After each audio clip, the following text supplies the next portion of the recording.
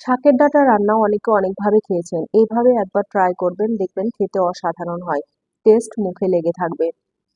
একটা ফ্রাই প্যানে দিয়ে দেবো পরিমাণ মতো তেল, স্বাদ মতো লবণ এবং সামান্য একটু হলুদের গুঁড়া। দিয়ে দেবো কিছুটা চিংড়ি মাছ। চিংড়ি মাছগুলোকে খুব ভালোভাবে ভেজে নেব।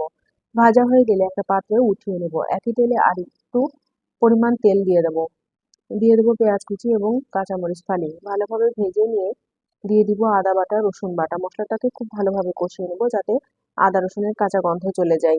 এই পর্যায়ে দিয়ে দিব হলুদের গুঁড়া, ধনিয়ার গুঁড়া এবং স্বাদ মতো লবণ। মশলাটাকে খুব ভালোভাবে কষিয়ে নেব।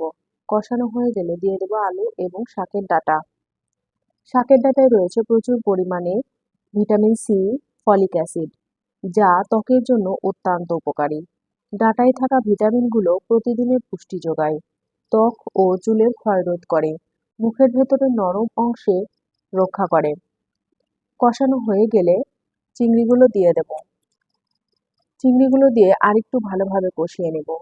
পরিমাণ মতো পানি দিয়ে ঢাকনা দিয়ে রান্নাটা হতে দেব। ডাঁটাতে থাকা ভিটামিন এ রাতকানা রোগ প্রতিরোধ করতে সাহায্য করে। এইভাবে একবার রান্না করে দেখলে আর অন্যভাবে রান্না করতে ইচ্ছা করবে না, এটাই রান্না করবেন। এ পর্যায়ে দিয়ে দিব ভাজা জিরার গুঁড়া, দিয়ে ভালোভাবে মিশিয়ে নিয়ে নামিয়ে নিব।